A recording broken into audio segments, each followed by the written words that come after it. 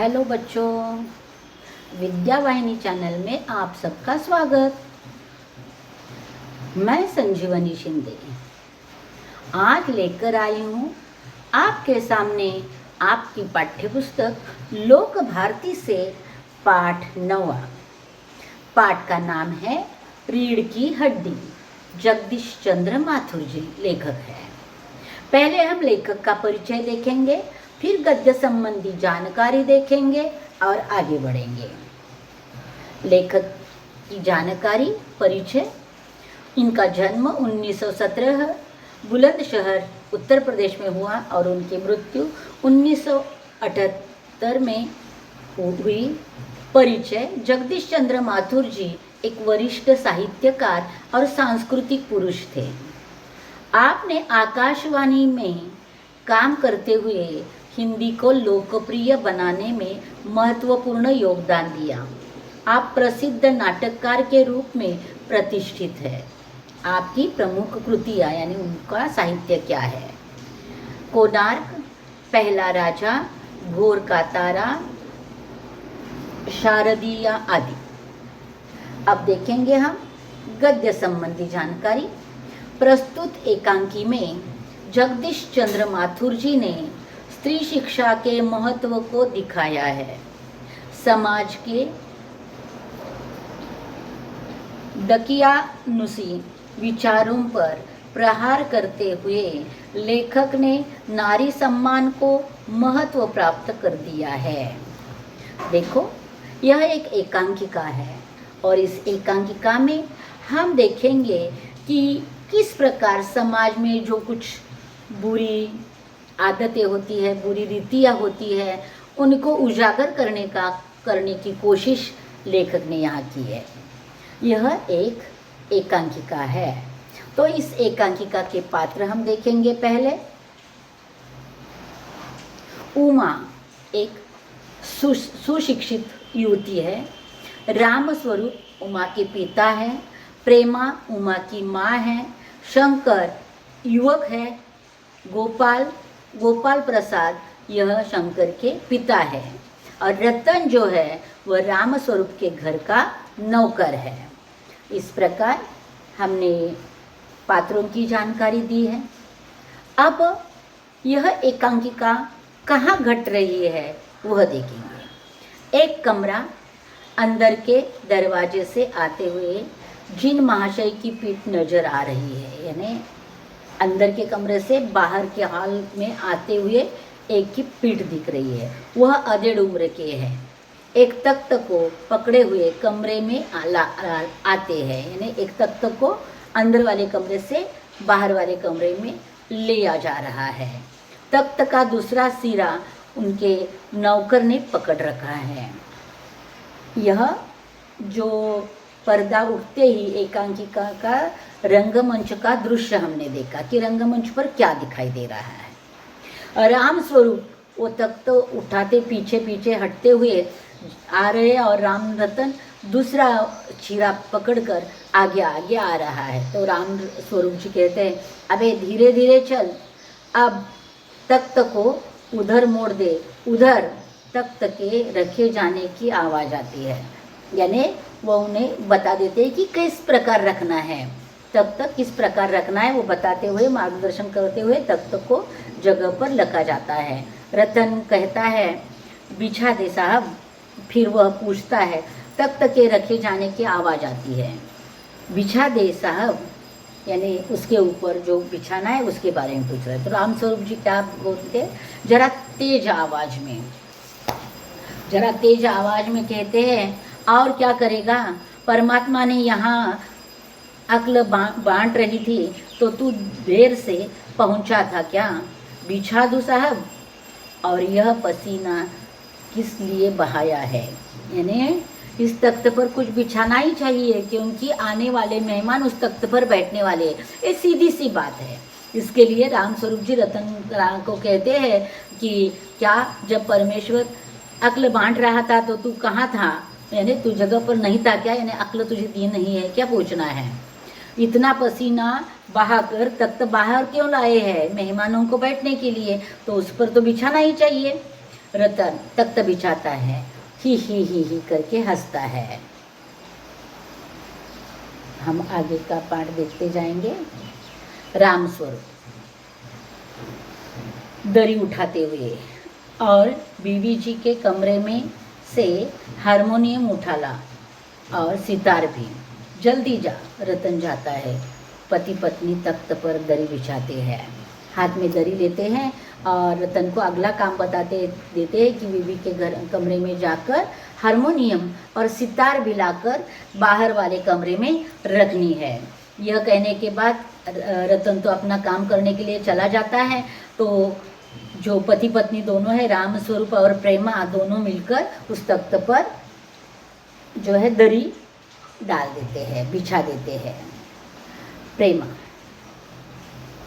लेकिन वह तुम्हारी लाडली बेटी उमा तो मुंह फुलाए बैठी है, यानी थोड़ा गुस्से में होगी, उसे अच्छा नहीं लगता होगा, अभी वो शादी के लिए तैयार नहीं होगी, कुछ भी कारण हो सकता है, वह मुंह फुलाए बैठी हुई है।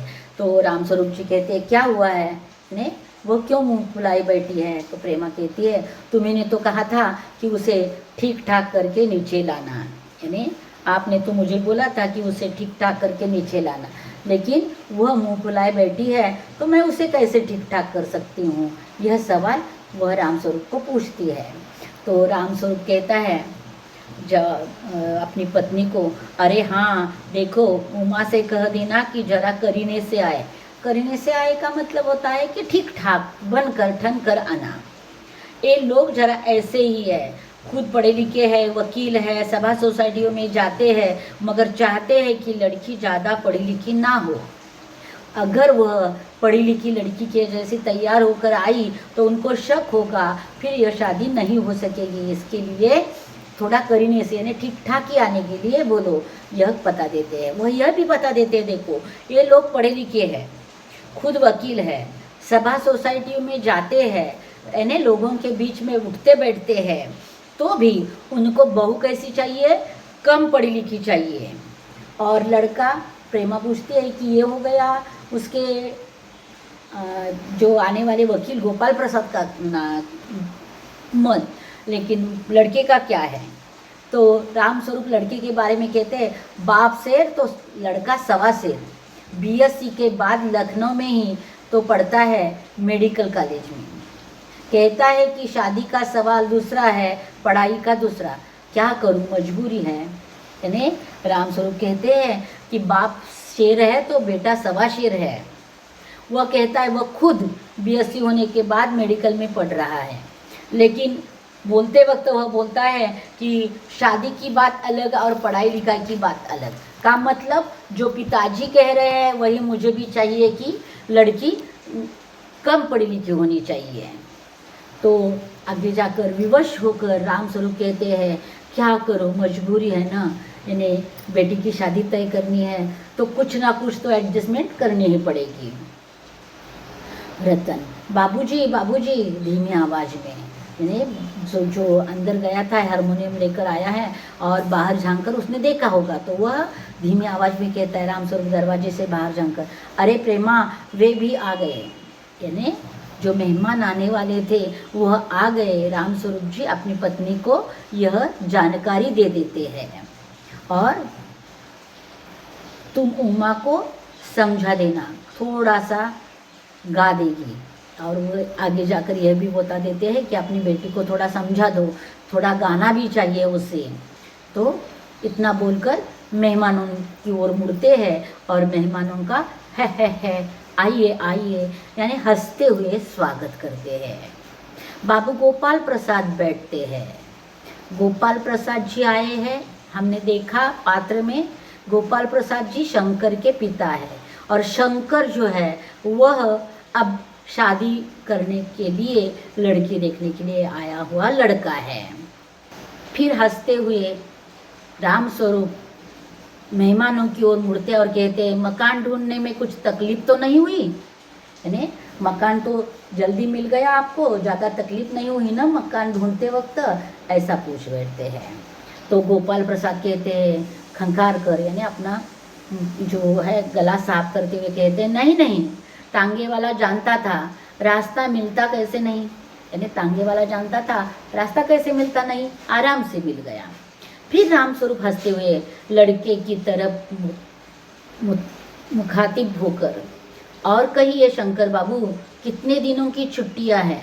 फिर वह शंकर की ओर मुड़ते हैं और उनकी पूछताछ करते हैं कि कितने दिन की छुट्टियां हैं। तो शंकर जवाब देता है, जी कॉलेज की छुट्टियां नहीं हैं, वीकेंड में चला आया था। यानी अब कॉलेज में तो छुट्टियां नहीं हैं, मैं वीकेंड में चला आया था। रामस्वरूप, तो आपके कोर्स खत्म होने में तो अब साल भर रहा होगा, यानी आपका जो कुछ आप पढ़ाई कर रहे हो वो कोर्स पूरा होने में एक साल भर बाकी है, ऐसा पूछते हैं। तो रामस्वरूप क्या कहता है, जी यही कोई साल 2 साल। यानी देखिए शंकर कोई ऐसा पक्का निश्चित जवाब नहीं देता है, वो कहता है हाँ होगा, कहीं 1-2 साल में हो जाएगा मेरा पूरा। रामस्वरूप पक्के है, वो फिर पूछते साल या 2 साल, यानी आपकी पढ़ाई पूरी होने में साल बाकी है या 2 साल बाकी है? तो शंकर फिर हंसते हुए कहता है कि जी 1-आध साल का मार्जिन रखता हूँ, यानी पहले से वो होशियार 1-आध साल का मार्जिन रखता हूँ, यानी अगर फेल वगैरह हो गया तो भी 2 साल में वो पूरा हो ही जाएगा। इसके लिए वह हंसते हुए कहता है कि 1-आध साल का मार्जिन मैं रखता हूँ। तो गोपाल प्रसाद कहते हैं, अपनी आवाज़ और तरीका बदलती है, अच्छा तो साहब फिर बिजनेस की बातचीत हो जाए। जैसे कि देखो वो रिश्ता तय करने के लिए आए हैं, लेकिन बात कैसे करते हैं, बिजनेस की बात हो जाए। तो रामस्वरूप चौंक जाते हैं कि अरे कौन सा बिजनेस करना है? बिजनेस समझ कर, ओहो अच्छा, लेकिन ज़रा नाश्ता तो कर लीजिए। फिर वह खुद ही समझ लेते हैं कि ये शादी ब्याह के बारे में बोल रहे हैं। फिर कहते हैं कि नहीं पहले थोड़ा नाश्ता कर दो, फिर बात आगे बढ़ाएंगे। यानी देखिए गोपाल प्रसाद का बोलने का तरीका कैसा है। गोपाल प्रसाद, यह सब आप क्या तकल्लुफ करते हैं, यानी आप यह सब क्यों तकलीफ में पड़ रहे हो? रामस्वरूप हंसते हुए कहते हैं तकल्लुफ किस बात का? यह तो मेरी बड़ी तकदीर है कि आप मेरे यहाँ तशरीफ़ लाए, अंदर आ जाते हैं और आप आए तशरीफ़ लाए, यही मेरे लिए बड़ी बात है। और ये बोलते बोलते वो अंदर जाते हैं नाश्ते का प्रबंध करने के लिए। गोपाल प्रसाद अपने लड़के को तब तक क्या बोलते हैं, देखो क्यों, क्या हुआ? शंकर, कुछ नहीं। शंकर कहता है कि कुछ नहीं हुआ। फिर गोपाल प्रसाद उसे कहते हैं, झुक कर क्यों बैठते हो? ब्याह तय करने आए हो, कमर सीधी करके बैठो। तुम्हारे दोस्त ठीक कहते हैं कि शंकर की बैकबोन इतने, यानी बोल रहे थे कि उसके मित्र क्या बोलते हैं। लेकिन तब तक रामस्वरूप ट्रे लेकर आते हुए दिखाई देते हैं, तो मेहमान उनके सामने बोलना नहीं, इसके लिए वह अपना वाक्य अधूरा छोड़कर चुप हो जाते हैं। रामस्वरूप चाय की ट्रे लेकर मेज पर रख देते हैं। गोपाल प्रसाद, आखिर आप माने नहीं, यानी आखिर आपने ये नाश्ते वास्ते का प्रबंध कर ही लिया, माना नहीं आपने? रामस्वरूप चाय प्याले में डालते हुए हंसते, आपको विलायती चाय पसंद है या हिंदुस्तानी? यानी वैसी बनानी पड़ेगी। तो गोपाल प्रसाद कहते हैं, नहीं साहब, मुझे आधा दूध आधी चाय और चाय दीजिए, और ज़रा चीनी भी ज़्यादा डालिएगा। यानी मेरी चाय ऐसी होती है कि आधा दूध आधी चाय और शक्कर ज़्यादा।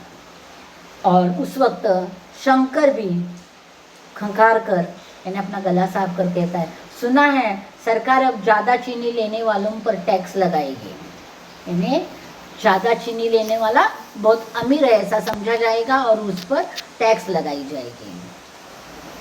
तो फिर गोपाल प्रसाद चाय पीते हुए, सरकार जो चाहे सो करेंगे, पर अगर आमदनी करनी है तो सरकार को बस एक ही टैक्स लगाना चाहिए।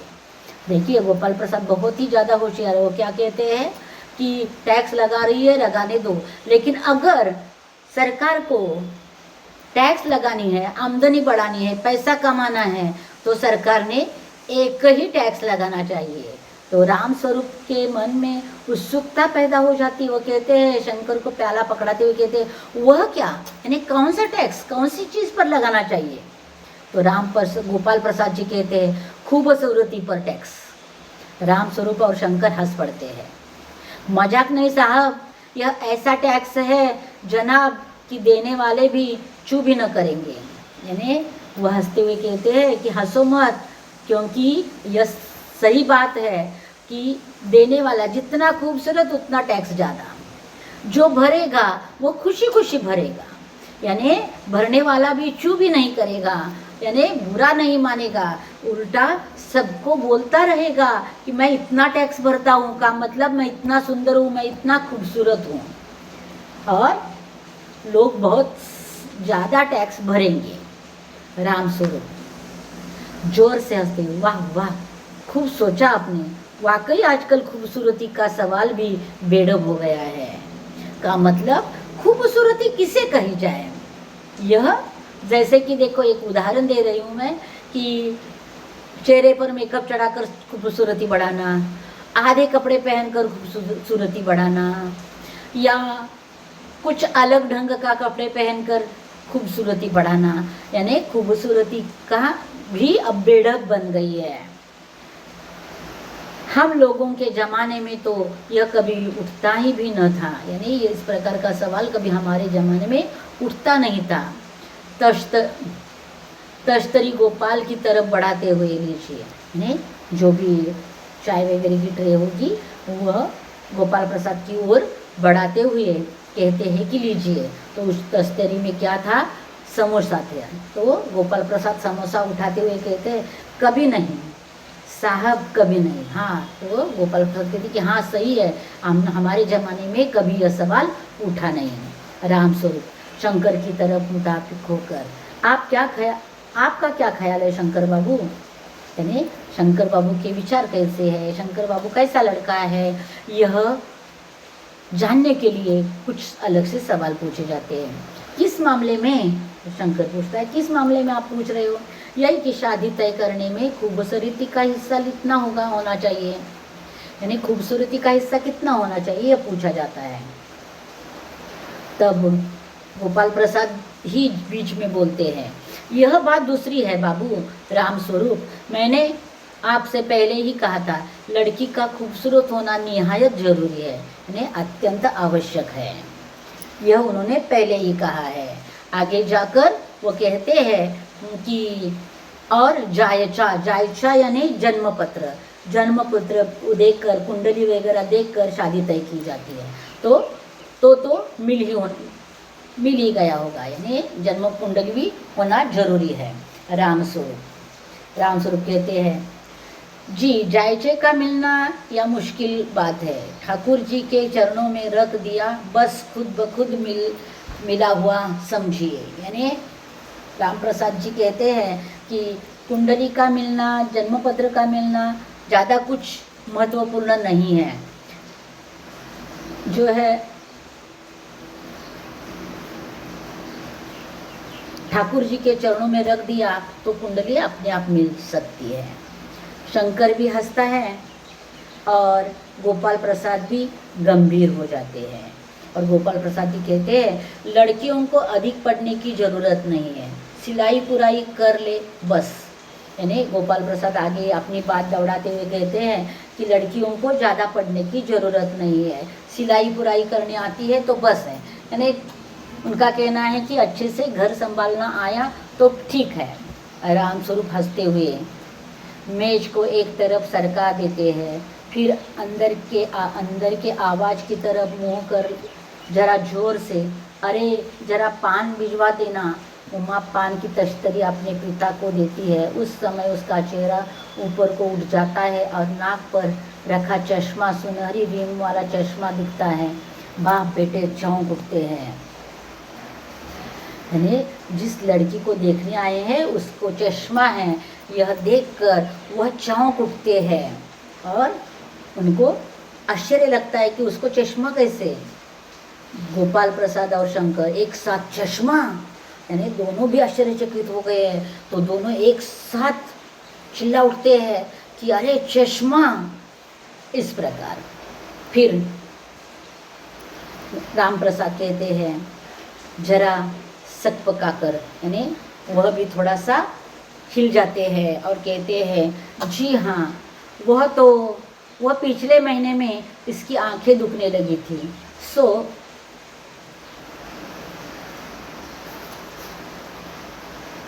कुछ दिनों के लिए चश्मा लगाना पड़ रहा है। और वो बता देते हैं कि आंखें दुख रही थी तो जांच की तो डॉक्टर ने कुछ महीने के लिए चश्मा लगाने के लिए कहा है। तो गोपाल प्रसाद फिर कहते हैं पढ़ाई वढ़ाई की वजह से तो नहीं है ना कुछ, यानी पढ़ाई वढ़ाई की है इसके लिए आँखों को चश्मा लगाए, ऐसा कुछ नहीं है ना। तो राम स्वरूप कहते हैं नहीं नहीं साहब, वह तो मैंने अर्ज किया ना, यानी पहले ही मैंने बताया है ना, ऐसा बोल देते हैं गोपाल प्रसाद। संतुष्ट होकर कुछ कोमल स्वर में बैठो बेटी, बेटी को कहते हैं बैठने के लिए। राम स्वरूप वहाँ बैठ जाओ। उमा उस तख्त पर अपने बाजे के पास उमा बैठती है, यानी उमा बाजे के पास बैठ जाती है। अब गोपाल प्रसाद जो भी पूछना है वो पूछते चले जाते हैं। चाल में तो कुछ खराबी है नहीं, चेहरे पर की छवि है, हाँ कुछ गाना वाना सीखा है, यानी वो कहते आते वक्त तो वो देख रहे थे तो वो कहते चाल वाल में तो कुछ खराबी दिख नहीं रही है, चेहरा भी देखा है तो वो भी छवि ठीक है। तो आगे का सवाल है कि कुछ गाना वाना आपने सीखा है। तो उमा कुछ बोलेगी उसके पहले ही राम स्वरूप भी कहते हैं जी हाँ, सितार भी और बाजा भी सुनाओ तो उमा एक आध गीत सितार के साथ, यानी सितार बजाते बजाते एक आध गीत सुना दो। तो उमा कहती है, उमा सितार पर मीरा का मशहूर भजन मेरे तो गिरिधर गोपाल गाना शुरू कर देती है। उसकी आंखें शंकर की झेमती सी आँखों से मिल जाती है और वह गाते गाते एक साथ रुक जाती है। जब शंकर से दृष्टि मिल जाती है तो पता नहीं क्या हुआ, लेकिन उमा का गाना एक अचानक बंद सा हो जाता है, वह गाना गाने से रुक जाती है। तो राम स्वरूप उसे कहते क्या हुआ, गाने को पूरा करो उमा, यानी गाने को पूरा करने के लिए बोलते हैं। तो गोपाल प्रसाद कहते हैं नहीं साहब काफ़ी है, आपकी लड़की अच्छा गाती है। उमा सितार रखकर अंदर जाने को बढ़ती है, यानी जब गोपाल प्रसाद कहते ठीक है उतना गाना जो सुना उससे पता चला कि आपकी बेटी अच्छा गाना गाती है। तो उमा को लगता है कि अब मेरा यहाँ का काम हो गया है, वह सितार रखकर उठकर जाने के लिए बढ़ती है। तो गोपाल प्रसाद कहते हैं उसे अभी ठहरो बेटी, यानी कुछ और बात करनी है इसलिए। तो राम स्वरूप भी तुरंत कह देते हैं थोड़ा और बैठी रहो उमा। उमा बैठती है तो दोनों के इशारे के बाद वह बैठ जाती है गोपाल प्रसाद उमा से। तो तुमने पेंटिंग वेंटिंग भी सीखी है? इस सवाल का जवाब देने के लिए भी उमा चुपचाप रही है। राम स्वरूप ही इसका जवाब देते हैं हाँ, वह तो मैं आपको बताना भूल ही गया, यह जो तस्वीर टंगी हुई है कुत्ते वाली इसी ने बनाई है, और वह उस दीवार पर भी, यानी उस दीवार पर भी बनाई हुई तस्वीर है, यह भी उमा ने ही बनाई हुई है। गोपाल प्रसाद यह तो बहुत अच्छा है। और सिलाई वगैरह, यानी सिलाई वगैरह कुछ करती हो तुम? फिर राम स्वरूप ही जवाब देते हैं सिलाई तो सारे घर की इसी के जिम्मे रहती है, यानी इसकी जिम्मेदारी है घर की पूरी सिलाई करना, तो वह भी करती है। यहाँ तक कि मेरी कमीजें भी, यानी मेरी कमीजें भी वही सीती है और हंसते हैं। गोपाल प्रसाद ठीक, लेकिन हाँ बेटी तुमने कुछ इनाम विनाम भी जीते हैं, यानी पाठशाला में जब जाती थी तब कुछ इनाम विनाम जीते हैं? तो उमा चुपचाप बैठी है। राम स्वरूप इशारे के लिए खांसते हैं लेकिन उमा चुप है। उसी तरह गर्दन झुकाए गोपाल प्रसाद अधीर होते हैं और राम स्वरूप सकपकाते हैं, यानी वो बेटी को खुंकार कर अपने गले से आवाज़ निकाल कर ये बताना चाहते हैं कि अरे बेटी बोल, जो पूछ रहे हैं उसके उत्तर दे दे, लेकिन उमा एकदम चुपचाप बैठी हुई है। और यह देखकर गोपाल प्रसाद अधीर हो गए हैं और यह देखकर राम स्वरूप सकपका जाते हैं और डर से जाते हैं। उस राम स्वरूप, जवाब दो उमा गोपाल से हंसते हुए, जरा शर्माती है, इनाम तो इसमें, यानी राम स्वरूप खुद फिर जवाब देना शुरू कर देते हैं और कहते हैं बीच में कि उमा थोड़ा शर्माती है, इसके लिए बात नहीं करती है और इनाम के बारे में बोलना चाहते हैं, लेकिन गोपाल प्रसाद उसे बोलना नहीं देते। जरा रूखी आवाज़ में वो कहते हैं, जरा इसे भी तो मुंह खोलना चाहिए, यानी थोड़ा बेटी को बोलने दो। राम स्वरूप, उमा देखो आप क्या कह रहे हैं, यानी आपको गोपाल प्रसाद क्या कह रहे हैं, जवाब दो ना। उमा हल्की लेकिन मजबूत आवाज में, क्या जवाब दूँ बाबूजी, जब कुर्सी मेज बिकती है तब दुकानदार कुर्सी मेज से कुछ नहीं पूछता, सिर्फ खरीदार को दिखला देता है, पसंद आ गई तो अच्छा है वरना, यानी वो कहती है कि क्या जवाब दे दूँ, ये तो किसी चीज़ को खरीदने के लिए आए हैं, वैसे अनेक सवाल देखकर मुझे परखना चाहते हैं। अगर कुर्सी या मेज लेने के लिए दुकान में गए तो कुर्सी या मेज बोलती नहीं है, उसे ना खरीदने वाला ना बेचने वाला सवाल पूछता है ना जानकारी देता है। बेचने वाला दुकानदार जो है वह सब कुछ उसके बारे में जो भी विशेषताएं है वो बता देता है और खरीदने वाला खरीदता है, अगर पसंद ना आई तो वहीं छोड़ जाता है। ऐसा उमा थोड़ा सा गुस्से में कहती है तो राम स्वरूप चौंक कर खड़े हो जाते हैं। उमा उमा, यानी उन्हें बहुत बुरा लगता है कि जो देखने आए मेहमानों के सामने उमा अगर इस तरह बात करेगी तो शादी कैसे तय हो सकती है। उमा, अब मुझे कहने दीजिए बाबूजी, यानी वो कहते हैं अब मुझे बोलने दीजिए, मैं बोल रही हूँ। गोपाल प्रसाद ताव में आकर, बाबू राम स्वरूप, आपने मेरी इज्जत उतारने के लिए मुझे यहाँ बुलाया था, यानी तुम्हारी बेटी से अपमान करवाने के लिए मुझे यहाँ बुलाया था आपने, यह पूछते हैं। उमा तेज आवाज में, जी हाँ, और हमारी बेइज्जती नहीं होती जो आप इतनी देर से नाप तोल कर रहे हैं। वो कहती है कि हाँ, मैंने एक शब्द बोला नहीं, आपकी बेइज्जती होती है, लेकिन जब से आए हो आप आड़े तिरछे सवाल पूछ रहे हो, हमारी बेइज्जती नहीं होती।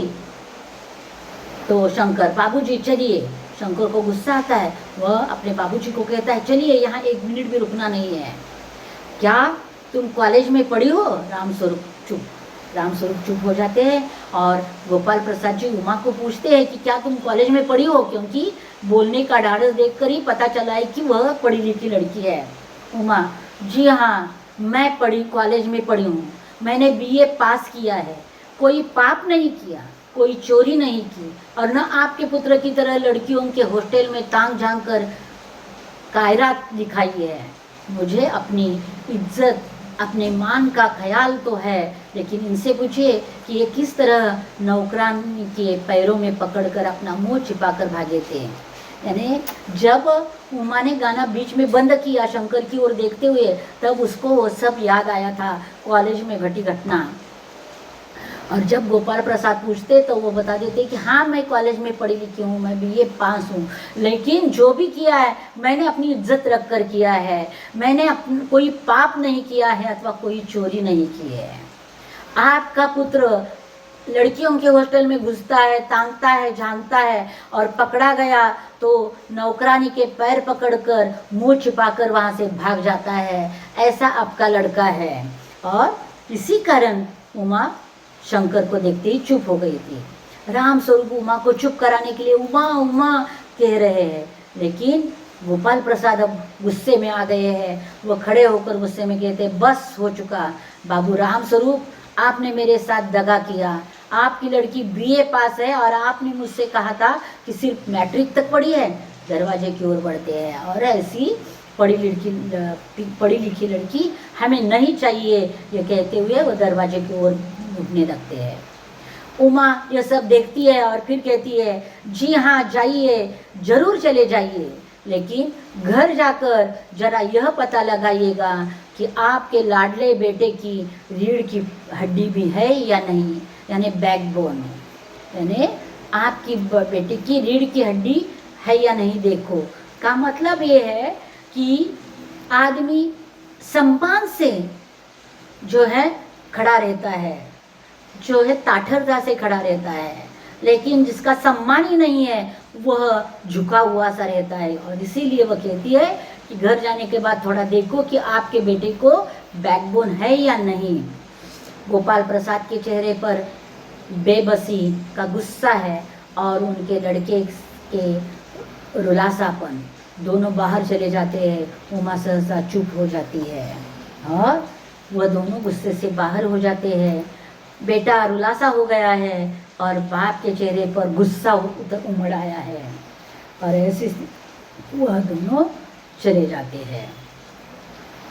देखो बच्चों, यहाँ पाठ का स्पष्टीकरण पूरा हुआ है।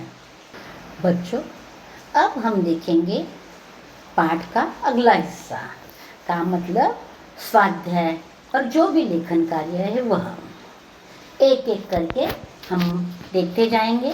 पहला लेखनीय है, आपके घर की किसी परंपरा के बारे में घर के बुजुर्गों से जानकारी प्राप्त कीजिए। वह परंपरा उचित है या अनुचित, इस पर अपना जो है विचार बता दीजिए। तो मैंने सभी लेखन कार्य पूरा का पूरा उत्तर सही दिया है। यहाँ का इसका उत्तर हम देखेंगे।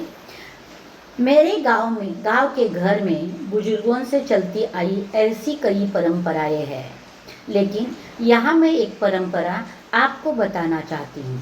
मेरे बुजुर्गों से चलती आई हुई परंपरा यह है कि बारिश का मौसम हो, आकाश बादलों से भरा हो, बिजली कड़कड़ाती है, तब सारा वातावरण डरावना सा होता है। तब इस डरावने वातावरण से छुटकारा पाने के लिए घर के आंगन में कोई लोहे की बड़ी चीज रखी जाती है। यह मेरे गांव की परंपरा है। देखो बच्चों, यह है मेरे घर की परंपरा, लेकिन आगे जाकर इस परंपरा को ध्यान से देखकर सोचने के बाद पता चला कि मेरे बुजुर्ग कितने होशियार थे, क्योंकि जब आकाश में बिजली कड़कड़ाने लगती है तब बिजली गिरने की संभावना होती है, और अगर दुर्भाग्यवश बिजली हमारे घर के आसपास गिरे तो बिजली को आंगन में रखा हुआ लोहा अपनी ओर खींच लेता है। यह जानने के बाद मुझे लगता है यह परंपरा उचित है और उसे ऐसे ही जारी रखना चाहिए। अगला कार्य है संभाषणीय। दहेज एक अभिशाप, इस विषय पर चर्चा कीजिए। दहेज के बारे में मैंने लिखा है, शादी ब्याह में वधू पक्ष की ओर से जो भी धन संपत्ति, गहने या सामान दिया जाता है उसे दहेज कहते हैं। शादी तय करने की बातचीत शुरू होते ही सबसे पहले दहेज की मांग की जाती है। दहेज तय होने के बाद वर वधू की शादी तय हो जाती है। पहले जमाने में वधू के माता पिता वधू शादी करके ससुराल जा रही है तो उसकी खुशी और सुख के लिए सामान देते थे। का मतलब मांगा नहीं जाता था सामान। पहले जमाने में वधू के माता पिता वधू शादी करके ससुराल जा रही है तब उसकी खुशी और सुख के लिए सामान देते थे, लेकिन इसका ही बदलता स्वरूप वर्तमान में दहेज के रूप में आ गया है। आजकल यह कुप्रथा शादी में आ गई है। वधू के माता पिता अपनी बेटी के सुख और खुशी के लिए वर पक्ष को खुश रखने के लिए कर्जा निकालकर दहेज देते हैं।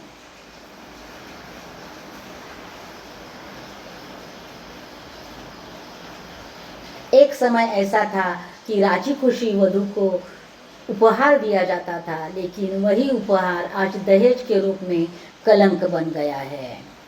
अगर इस दहेज के कलंक को मिटाना है तो समाज में लड़का और लड़की को समान दर्जा देना चाहिए।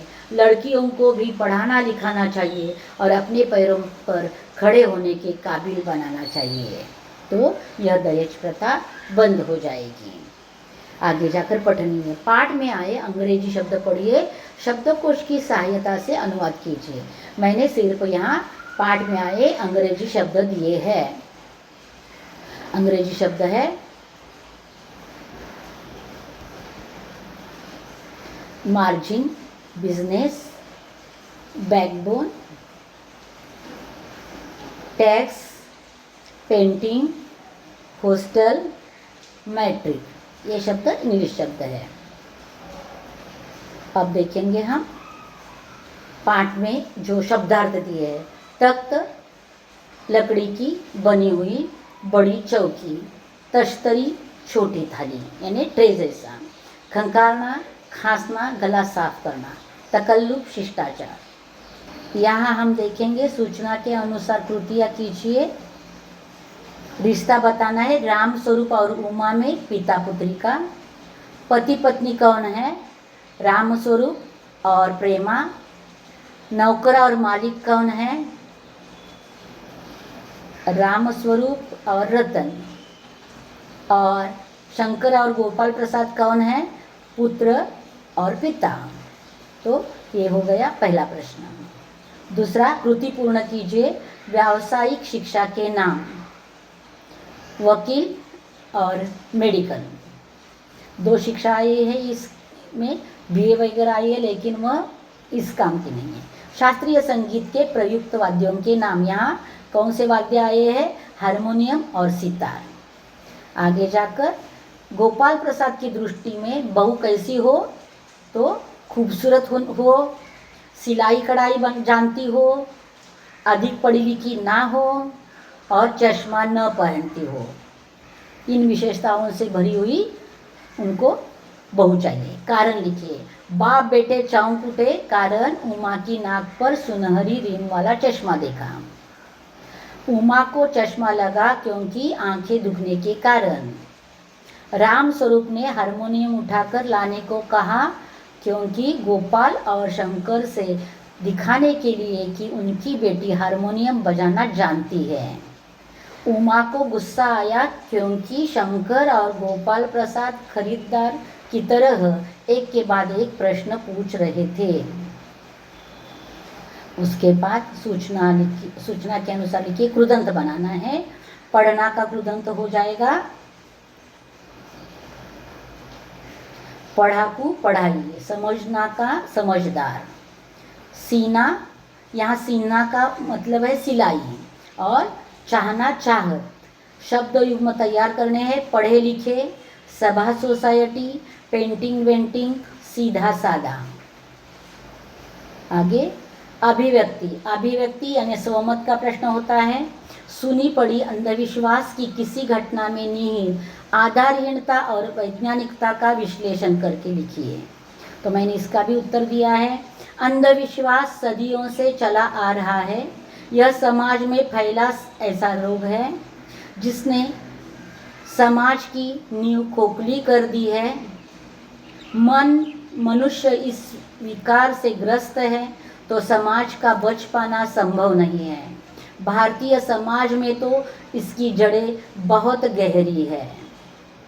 बिल्ली का रास्ता काटना। माना जाता है कि बिल्ली की इंद्रिय मनुष्यों की इंद्रियों से कहीं ज़्यादा सक्रिय है, जिसके कारण उसे होनी अनहोनी का पूर्वाभास होने लगता है। कहा जाता है बिल्ली रास्ता काटती है तो अशुभ माना जाता है। हम जिस काम के लिए जा रहे हैं वह नहीं होता, ऐसे माना जाता है।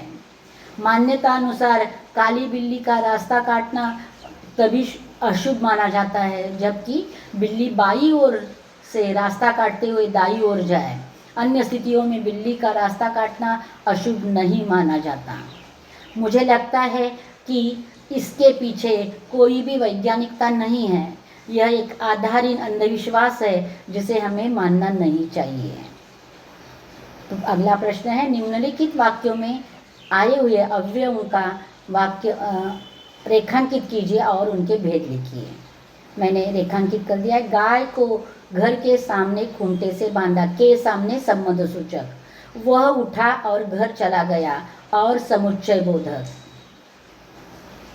फिर अरे गौशाला यहाँ से 2 किलोमीटर दूर है, अरे विस्मयादि बोधक। वह भारी कदमों से आगे बढ़ने लगा, आगे क्रिया विशेषण आए हुए हैं।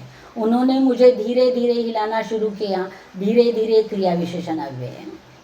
मुझे लगा कि आज फिर कोई दुर्घटना होगी, आज की समुच्चय बोधक अव्यय और आज क्रिया विशेषण अव्यय। वाह वाह खूब सोचा आपने, वाह वाह विस्मयादि बोधक अव्यय। चाची माँ के पास चली गई, के पास संबंध बोधक अव्यय। पाठ में प्रयुक्त अव्यय छांट कर उनसे वाक्य बनाकर लिखिए। क्रिया विशेषण अव्यय के प्रत्येक के दो वाक्य मैंने बनाए हैं। क्रिया विशेषण अव्यय पहले देखेंगे। ज़्यादा बातें करना ठीक नहीं है। दूसरा अव्यय है पिछला।